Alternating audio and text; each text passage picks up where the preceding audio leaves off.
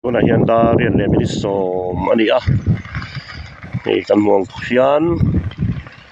kan ron kang ta le duai rang maya heng hianin a that na lai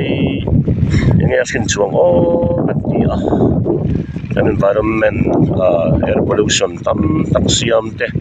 bukvaka galchi rat nung le ong laia nung cha ông chỉ để thắp ba đi nằm đó này tôi lại phải chọn đúng chạy thắp vun lại nấu này sau đó tụi vun lại để để chiếu đằng tắm tắm áo mỏng đến soil erosion tắm tắm xiêm to na thì quan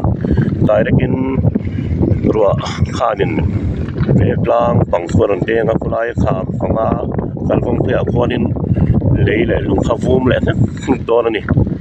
chung te chu a phong le se tu ra te ni a in thu a phone camera hian zoom thei mo thei sian lova sa za ma ba mo te ra ya mun hi ma a bu fa ma ya a bia lo ka sen nei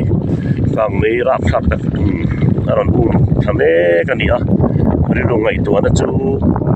phía thiam pui chi alo nang in amang le in kan bringa full of ko dum do ani thei me ko tia saza mom te kang mai pun ka rang kang fin ten siam mga tia ka bara kan dum tir te ko leina khop mai ni ti te ko kha kan soi duwa tiang ru ro ku to song e klang kang hàng chạc lệ nó mong chi kan lo la ani chuanin kan sim te bo than le mai tui kha pum tanga kan pum tanga tan te pon hetiam chi a hal du ru pu kan om ni chuan sim kha thale ni ti kan se le le tu ni ere ko sa sa lian se ni chu bo ko bang mai ani